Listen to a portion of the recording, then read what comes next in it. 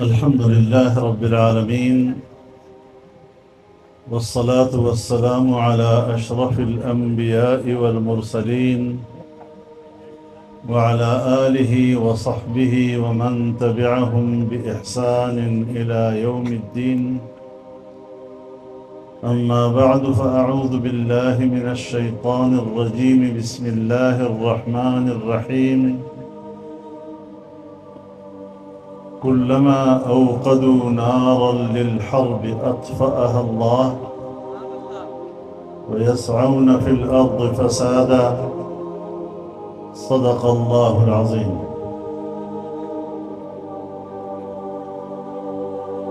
گرامی قدر برادر مکرم حضرت مولانا قاری محمد حنیف صاحب دامت برکاتہم، اس اجتماع میں موجود میرے تمام اکابر علماء کرام، میرے بزرگ، میرے دوست، میرے بھائی،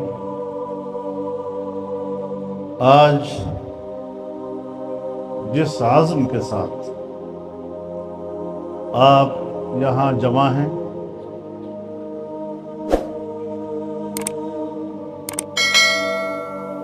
ہم دنیا کو اس میدان سے ایک پیغام دینا چاہتے ہیں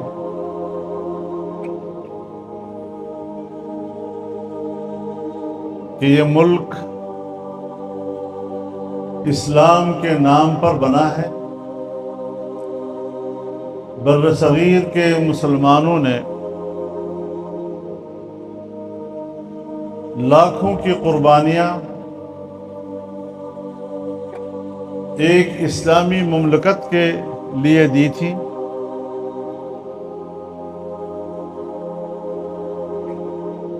تاریخ کے دو دھارے اپنے اپنے کردار کے ساتھ زندہ ہیں۔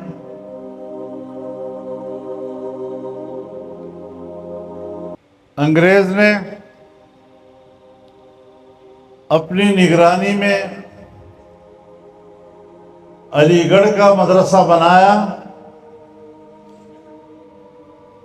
اسے اپنی مرضی کا نصاب دیا اور اس نصاب سے انہوں نے قرآن کے علوم کو نصاب سے خارج کیا، انہوں نے حدیث کے علوم کو نصاب سے خارج کیا، انہوں نے فقہ کے علوم کو نصاب سے خارج کیا۔ فارسی زبان بر صغیر کی سرکاری زبان تھی، اس زبان کو نصاب سے خارج کیا، اور پھر ان علوم کے تحفظ کے لیے دیوبند میں مدرسے کا قیام عمل میں لایا۔ حضرت قاسم العلوم والخیرات مولانا محمد قاسم نانوتوی رحمہ اللہ نے اپنے ایک شاگرد کو ایک استاد کے سامنے ایک مسجد میں ایک درخت کے نیچے بٹھایا، وہاں سے آغاز ہوا، اور میں یہاں پر علماء کرام کی خدمت میں اپنی ایک بات کہتا ہوں، ممکن ہے لوگ اس سے اتفاق نہ کریں، لیکن علماء کرام دیوبندیت کے بارے میں ان کے بنیادی عناصر کی بات کرتے ہیں۔ میرے نزدیک دیوبندیت کے بنیادی عناصر دو ہیں۔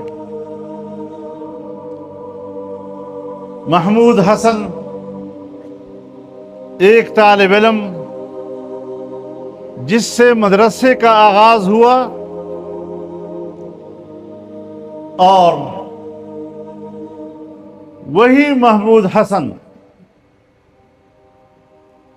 جب شیخ الہند بنا اور اس مقام پر فائز ہوا تو انہوں نے جمعیت علماء کی بنیاد رکھی. تو مدرسہ اور جمعیت یہ دو عناصر اکٹھے ہیں تو دیوبندیت ہے، ورنہ دیوبندیت ناقص ہے.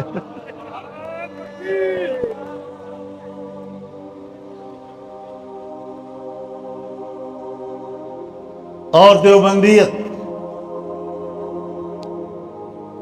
ہر چند کے انگریز نے کوشش کی اور اس میں وہ کامیاب بھی ہوا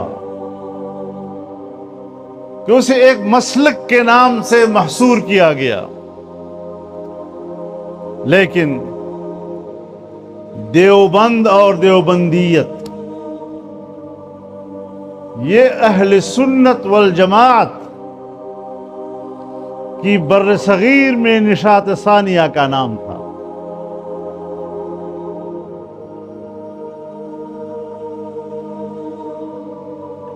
اور اس مکتب فکر کو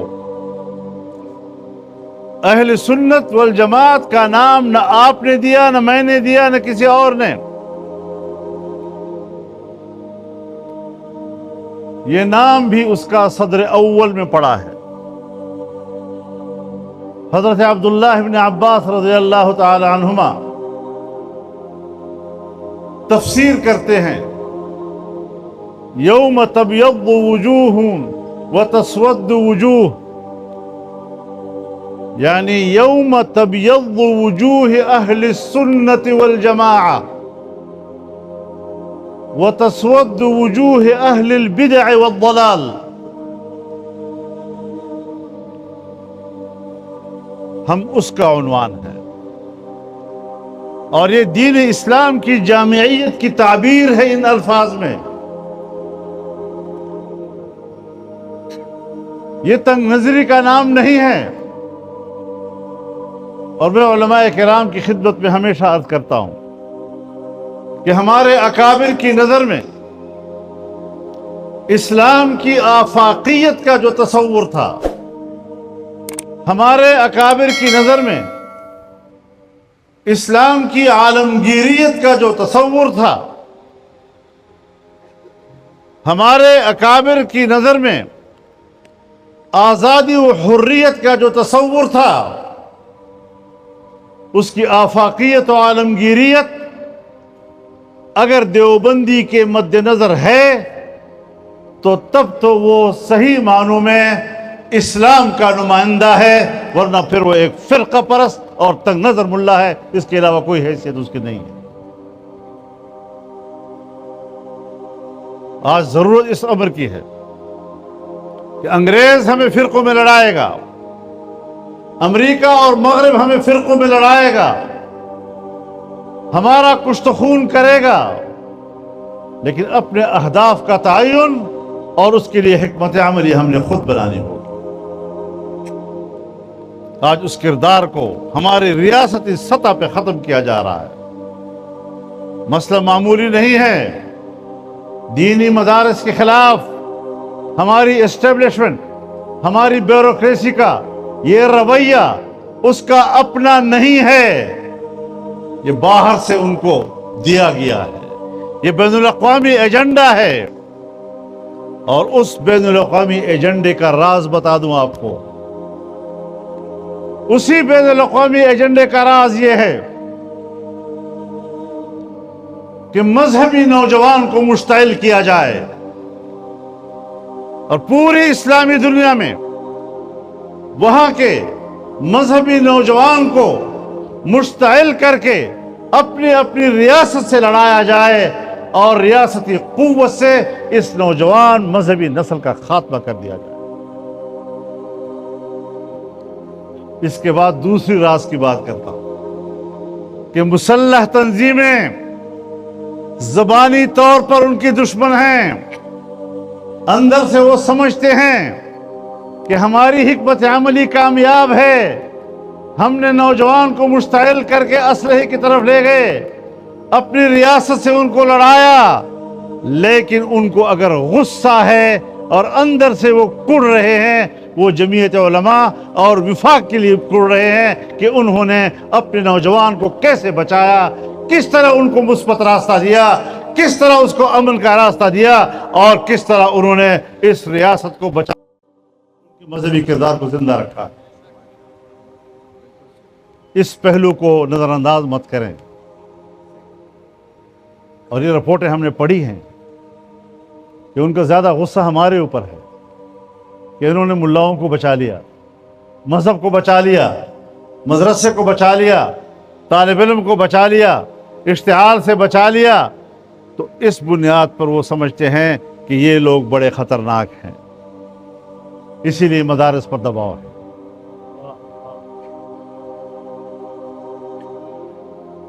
ادارہ ہے، الزام ہے اس کے اوپر، آپ تشدد پڑھا رہے ہیں، آپ کے مدرسے کے اندر کی نظام تعلیم سے تشدد پیدا ہوتا ہے، تشدد سے دہشت گرد پیدا ہوتا ہے، دہشت گردی سے فساد پیدا ہوتا ہے۔ یہ ایک مفروضہ ہے۔ 9/11 کے بعد یہ نظریات پیدا ہوئے۔ یہ تقسیم مغرب کی، اور امریکہ میں مستقل ادارے بنے ہوئے ہیں اس طرح کی اصطلاحات گڑھنے کے لیے۔ یہ شدت پسند ہے، یہ روایت پسند ہے، یہ اعتدال پسند ہے، یہ انتہا پسند ہے، اور آخری جو سب سے بہترین طبقہ ہے یہ روشن خیال ہے۔ روشن خیال کا معنی کیا ہے؟ اپنا بند ہے، یہ اپنا بند ہے۔ مذہب سے لا تعلق ہو جاؤ، مذہب کی رہنمائی لینے سے بے نیاز ہو جاؤ، یہ ہے روشن خیالی۔ رسول اللہ صلی اللہ علیہ وسلم کی بعثت سے پہلے جب دین کی روشنی نہیں تھی تو اس زمانے کو کیا کہا جاتا ہے؟ زمانہ جاہلیت کہا جاتا ہے۔ اس دور کو تاریک دور کہا جاتا ہے۔ یہ اصول میرے نزدیک صرف اس وقت کے لیے نہیں تھا، آج بھی اگر کوئی مذہب سے، دین اسلام سے بے نیاز ہو کر انفرادی زندگی ہو یا مملکتی زندگی گزارنے کا نظریہ رکھتا ہے، وہ خود دور جہالت کی یادگار ہے، اس کا تسلسل۔ علم آپ ہیں، روشنی آپ ہیں، ہاں مدرسے کو دھکیل دیا گیا ہے اصحاب کہف کے غار کی طرف کہ بس ان مسجدوں اور مدرسوں میں محصور رہیں۔ ہم علم کو تقسیم کرنے والے نہیں ہیں۔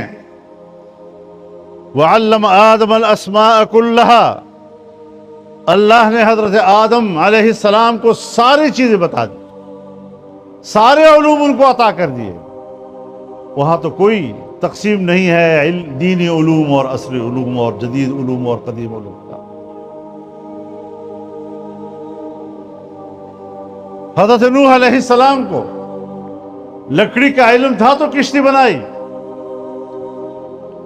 داؤد علیہ السلام کو لوہے کا علم تھا تو زرہ بنایا، ہتھیار بنائے، سلیمان علیہ السلام کے پاس بادشاہ گری کا فن تھا تو پوری کائنات کی حاکمیت ان کو عطا کر دی۔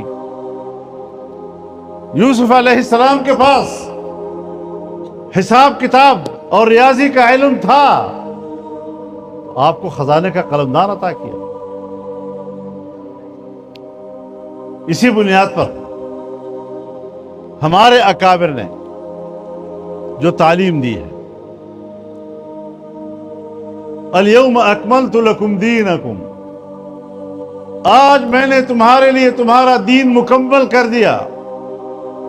اکمال دین بے اعتبار تعلیمات و احکامات کے ہے، اور وَأَتْمَمْتُ عَلَيْكُمْ نِعْمَتِي، اور میں نے اپنی نعمت تم پر تمام کر دی۔ اتمام نعمت، اس کامل اور مکمل دین کی اقتدار و حاکمیت کا نام ہے. یہ نعمت کا فرض کامل ہے. اور علماء کرام کے سامنے یہ باتیں کرنا مجھ جیسے طالب علم کے لیے زیب نہیں دیتا، لیکن آپ کو متوجہ کرنا چاہتا ہوں. جب حضرت یوسف علیہ السلام نے اپنی قمیص اپنے بھائی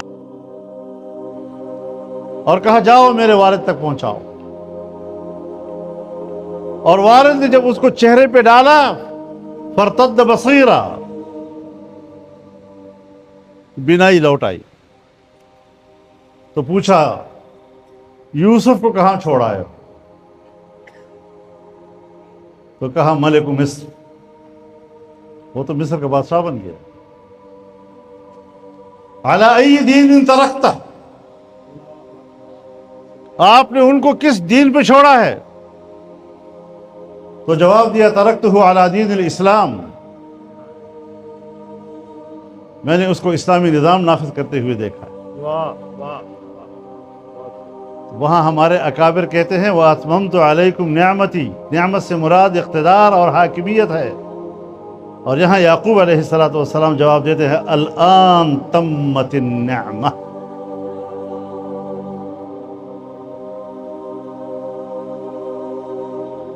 یہ علماء کرام اس نظریے کے لوگ. ہمارے حکمرانوں سے جب بات کرو کہتے ہیں ہم بھی کلمہ پڑھتے ہیں، ہم بھی نماز پڑھتے ہیں، ہم بھی تلاوت کرتے ہیں. او بابا میرا آپ کے کلمے سے کوئی جھگڑا نہیں، میرے تیرے نماز کے ساتھ کوئی جھگڑا نہیں، میرے تیرے روزے کے ساتھ کوئی جھگڑا نہیں، تیرے تلاوت کے ساتھ میرا کوئی جھگڑا نہیں. بنیادی بات یہ ہے کہ آپ مملکت کو کیا دینا چاہتے.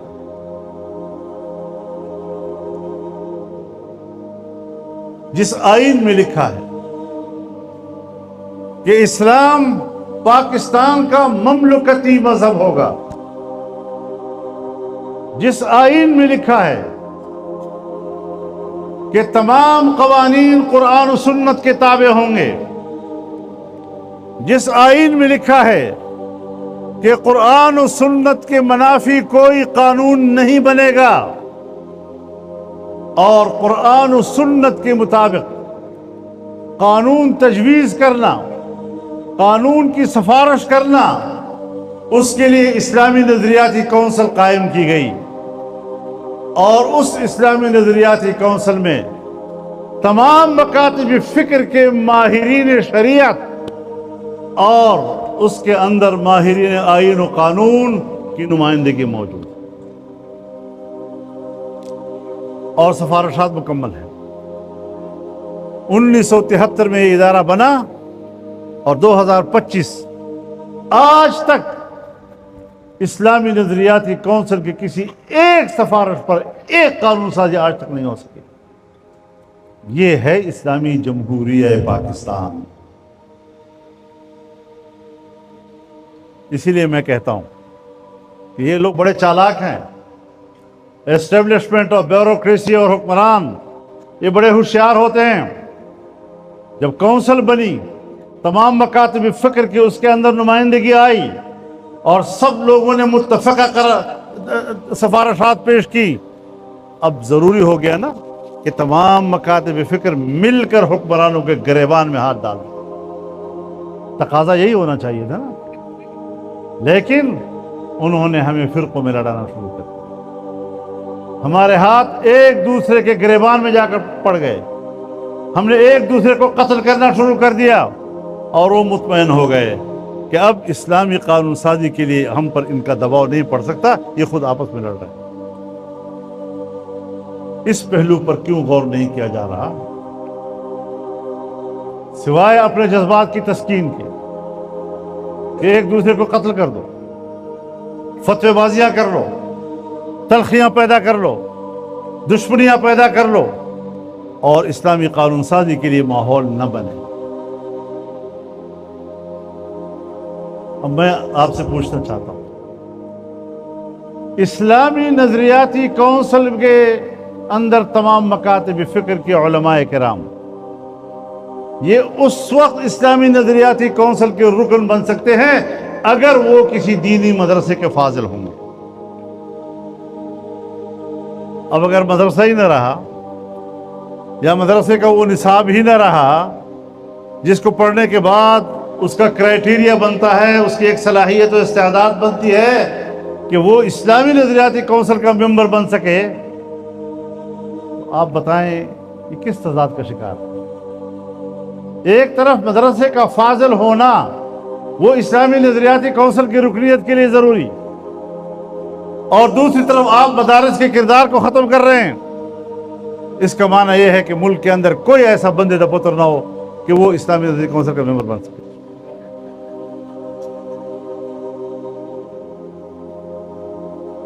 اور یاد رکھیں، حکمران بین الاقوامی اسٹیبلشمنٹ فساد بھی مچاتی ہے تو معصوم جملوں کے ساتھ ہم تو امن کے قیام کے لیے جا رہے ہیں۔ افغانستان کو تباہ و برباد کر دیا اور ہم تو افغانستان میں قیام امن کے لیے آئے ہیں۔ عراق کو برباد کر دیا اور ہم تو عراق میں امن کے لیے آئے ہیں۔ لیبیا کو برباد کر دیا اور ہم تو لیبیا میں امن کے لیے آئے ہیں۔ ان کے پاس الفاظ بڑے خوبصورت ہوتے ہیں، ہمارے لیے بھی کہتے ہیں ہم تو مدارس کو قومی دھارے میں لانے کی کوشش کر رہے ہیں۔ وہ قومی دھارہ تم جانتے ہو؟ پورے پاکستانی قوم کو، چاہے وہ پشتون ہو، بلوچ ہو، سندھی ہو، پٹھان ہو، سرائکی ہو، ان سب کو ایک جگہ اکٹھا کر دو اور مدرسوں سے ان علماء کو نکال کر ان کے صفوں میں جا کر کھڑا کر دو، یہ عوام کی طرح نظر آئیں گے۔ اور تمہارے کالج اور یونیورسٹیوں سے جو لوگ نکلیں گے وہ کہیں گے شاید برطانیہ سے کوئی مخلوق آئی ہوئی ہے۔ تم معاشرے سے الگ تھلگ نظر آ رہے ہو، خود کو قومی دھارا کہتے ہو، اور ہم عوام کے رنگ میں زندگی گزار رہے ہیں، ان کی صفوں میں زندگی گزار رہے ہیں۔ ہمیں آپ کہتے ہیں قومی دھارے میں آئے۔ ہم آپ کے نظریے کے مطابق قومی دھارے میں آنے کے لیے تیار ہیں، لیکن سودا تو کرو، تم آؤ اسلامی دھارے میں، ہم آئیں گے قومی دھارے میں۔ یہ کیا پاکستان ہے یار؟ اپنے آپ کو اسلام یعنی حقوق نسوان کے نام پر زنا کے راستے کھولے گئے، اور آج نئے نئے قوانین تجویز ہو رہے ہیں۔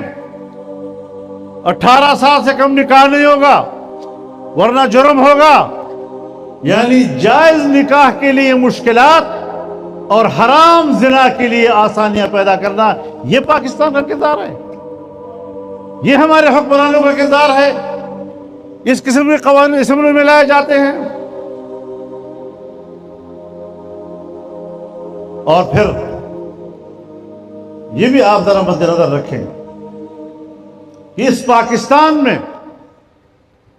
گھریلو تشدد کے خلاف قانون کے نام پر جو قوانین لائے جاتے ہیں قرآن و سنت کے منافی۔ میں نے خود ایک منسٹر سے سنا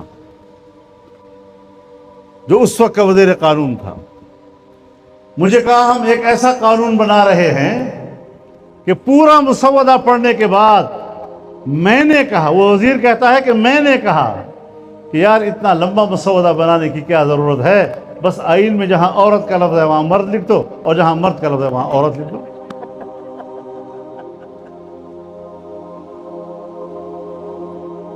مغرب کی پیروی میں لَتَتَّبِعُنَّ سُنَنَ مَنْ قَبْلَكُمْ شِبْرًا بِشِبْرٍ وَذِرَاعًا بِذِرَاعٍ حَتَّى لَوْ دَخَلُوا جُحْرَ ضَبٍّ تَبِعْتُمُوهُ قالوا اليهود والنصارى قال فمن۔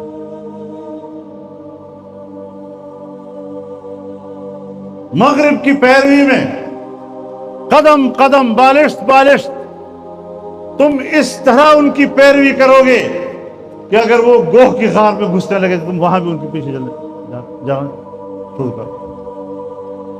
صحابہ کرام نے عرض کیا ہم یہود و نصارہ کے تابع ہوں گے اور کون؟ آج انہی کی پیروی میں ہم نے دن رات ایک کیا ہوا ہے، اور پھر قانون آتا ہے جنس کی تبدیلی کا۔ یہ مغرب کا قانون ہے، اس کا اسلام سے کیا تعلق؟ اللہ تعالیٰ کی تخلیق اور تخلیق کی حکمت، کس کو وہ مرد بنا کر پیدا کرتا ہے اور کس کو وہ لڑکی بنا کر پیدا کرتا ہے۔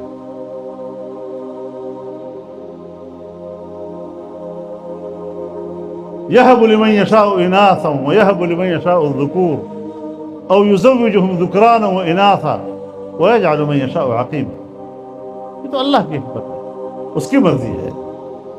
جہاں آپ قانون کے تحت اجازت دے رہے ہیں تو یہ مغرب کی سوچ ہو سکتی ہے، یہ اسلام کا مزاج ہی نہیں۔ یہ اسلامی جمہوریہ پاکستان میں ہو رہا ہے۔ ہمیں ان پر تنقید کرنے کی اجازت نہیں ہے۔ میرے پاس جو دین کا علم ہے اس پر اس کو اعتراض ہے۔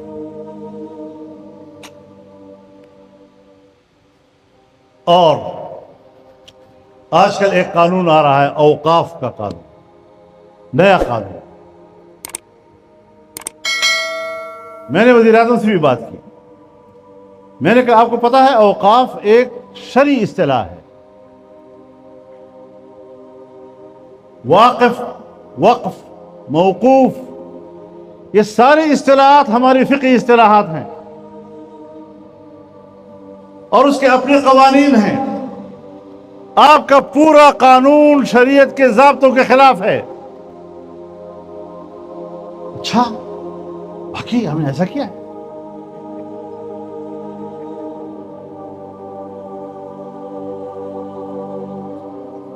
پھر میں نے کہا کہ آپ سمجھتے ہوں گے کہ پاکستان بڑا خود مختار ملک ہے اور ہم اپنے ایجنڈے کے تحت ایسا کر رہے ہیں۔ کہتے ہاں ہاں، ہم تو سمجھتے ہیں کہ ہم نے پاکستان کے لیے کیا ہے۔ میں نے کہا جناب والا، یہ جو قانون آپ پاکستان کی پارلیمنٹ میں پیش کر رہے ہیں بعینہ اول تا آخر، یہی قانون ہندوستان کے پارلیمنٹ میں پیش ہوا ہے۔ اس قانون میں انڈیا کا لفظ لکھا ہوا ہے، یہاں پاکستان کا لفظ لکھا ہوا ہے، بس۔ اور وہاں پر بھی ہمارے علماء کرام اس قانون کو خلاف شریعت کہتے ہیں، مسلمانوں کے حقوق کے خلاف کہہ رہے ہیں۔ یہ ہماری پارلیمنٹ ہے۔ اب اس پارلیمنٹ میں ایک دفعہ میں ایک شہر میں گیا تو صحافی حضرات آئے۔ ایک صحافی بہت دھڑلے سے مجھ سے پوچھتا ہے آپ نے اسلامی نظام کے لیے کیا کیا ہے؟ میں نے کہا آپ نے اسلامی نظام کے لیے مجھے کتنے ووٹ دیے ہیں؟ پنجاب والوں کچھ اٹھو گے یا نہیں؟ کچھ ہوش آئے گا یا نہیں آئے گا؟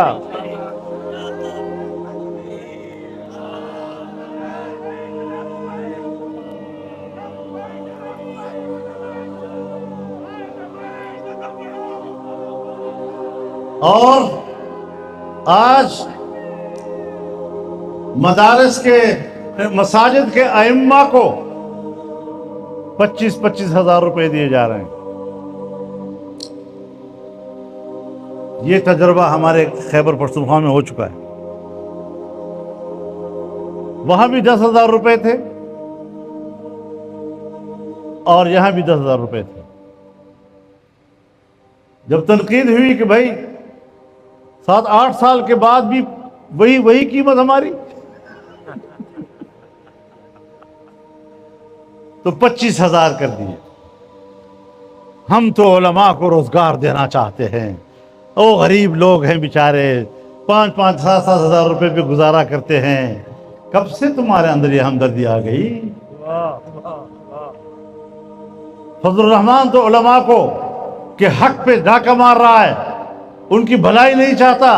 سنو، میرا مولوی اگر کالج میں پروفیسر ہے، اسلامیات استاد ہے، اسکول میں استاد ہے، عربی ٹیچر ہے، قاری ٹیچر ہے، میں نے اس کی ملازمت اور اس کی تنخواہ پر کوئی اعتراض نہیں کیا۔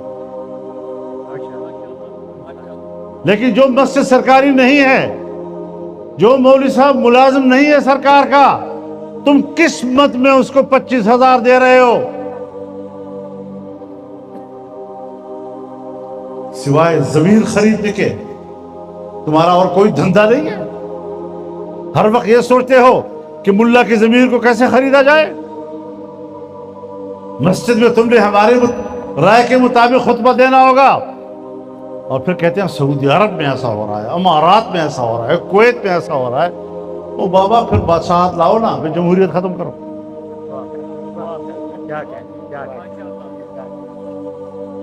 ایک مولوی کے لیے وہ مثال بنتا ہے، نظام کے لیے نہیں ہے۔ یہ ہمارا ملک ہے، اس کی اپنی تاریخ ہے، ہم برصغیر کی تاریخ سے جڑے ہوئے ہیں، اور میرے سامنے جو علماء کرام تشریف فرما ہے، میں ان کو بتانا چاہتا ہوں کہ آپ کسی بھی احساس کمتری میں مبتلا نہ ہوں۔ برصغیر کی 250 سالہ تاریخ آپ کے پشت پر ہے، وہ قربانیاں آپ کے پشت پر ہیں، اس کی سیاست آپ کے پشت پر ہے، اور کوئی پاکستان میں سیاسی لحاظ سے اتنا طویل تجربہ نہیں رکھتا جتنا کہ آپ علماء کرام رکھتے ہیں۔ لیکن پورا سبق بھلا دیا آپ کو۔ سبق نہ بھلاؤ، یہ آپ کا سبق ہے، یہ ہمارے اکابر کا سبق۔ 250 سال کی تاریخ، ہم جب بیٹھتے ہیں تو ہمارے سامنے 250 سال کی کتاب پڑی ہوتی ہے۔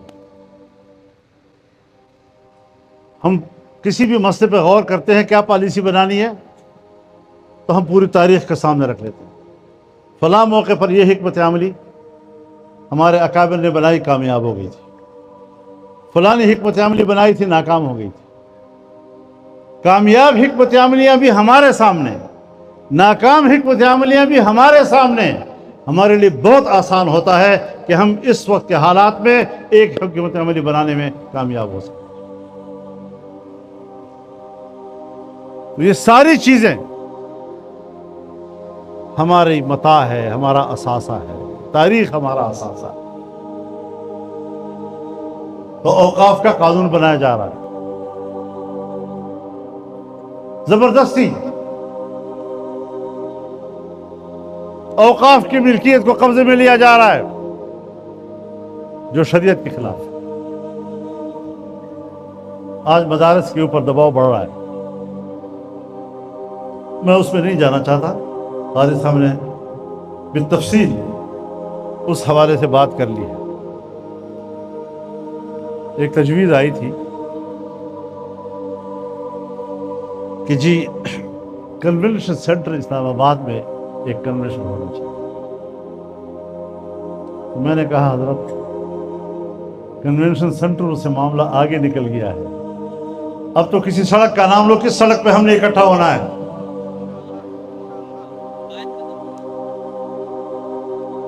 اور آپ کو کرنا ہوگا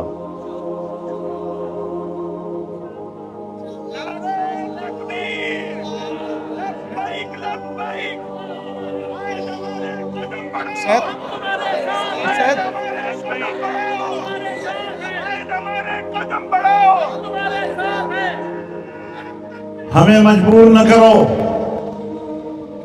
کہ ہم اپنے حق کے لیے، اپنی آزادی و حریت کے لیے، اپنے مدرسے اور مسجد کی حریت کے لیے، اپنی داڑھی اور پگڑی کی حرمت کے لیے مجبور ہو جائیں، اور پورے ملک سے صرف مدارس نہیں، عوام بھی بات کرتے ہوئے اسلام آباد کی طرف روانہ ہو جائیں۔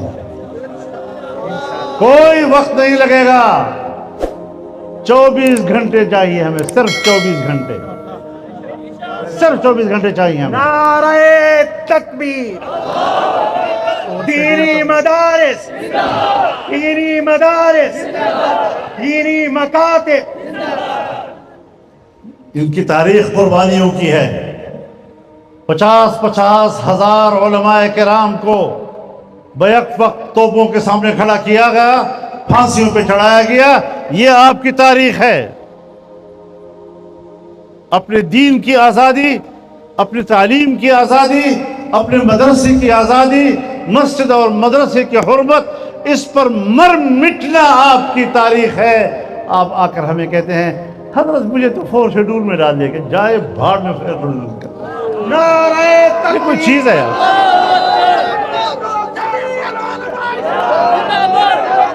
सर बुलंद सर बकम सर बुलंद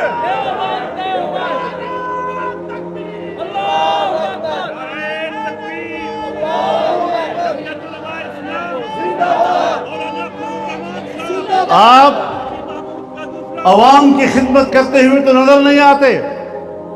सैलाब आया, कहां गई थी हुकूमत उस वक्त? अगर मुसीबत और तकलीफ में आप अवाम के साथ नजर नहीं आ रहे और तकलीफ में ये गरीब फकीर ये मैदान में नजर आ रहे हैं, पानी में उतरकर मुतासरीन को बचाने के लिए मैदान में उतर आ रहे हैं, तो फिर हुकूमत करना भी इनका हक है, तुम्हारा हक नहीं है।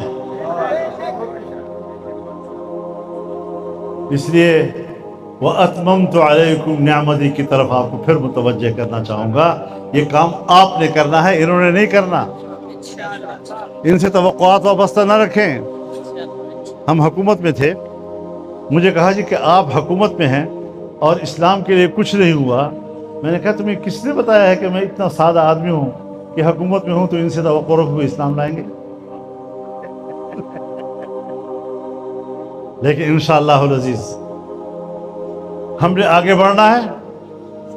पंजाब को जगाओ, जनूबी पंजाब को जगाओ, कौम को अपने साथ खड़ा करो, कौम आपके साथ होगी। सआवी इला रुकन शदीद भी तो किसी पैगंबर का कौल है ना। जाओ कौम की तरफ, कौम को अपने साथ खड़ा करो, अपने पुष्ट पर कौम को लाओ, उनकी तकलीफ में उनके साथ खड़े हो जाओ, गरीब के साथ खड़े हो जाओ, मुतासरा लोगों के साथ खड़े हो जाओ। अवाम के साथ आप खड़े होंगे तो फिर ये कुरान का तकाजा होगा। फलक़्तहमल अक़बा वमा अदराका मल अक़बा, शरीयत को घाटी से ताबीर किया गया है। इस घाटी में को एक मुश्किल गुजरगाह से ताबीर करते हैं। इसका पहला तकाजा है फ़क्कु रक़बा, आज़ादी। इसका दूसरा तकाजा है इत्आमुन फ़ी यौमिन ज़ी मसग़बा, माशी खुशहाली। इसका तीसरा तकाजा है औ मिस्कीनन यतीमन ज़ा मक़रबा और मिस्कीनन ज़ा मतरबा। ये जो पसमानदा तबके हैं, इन तबकों को उठाओ, इनका ख्याल रखो। ये है दीन इस्लाम के अल-अक़बा और मुश्किल गुज़रगाह का तकाजा।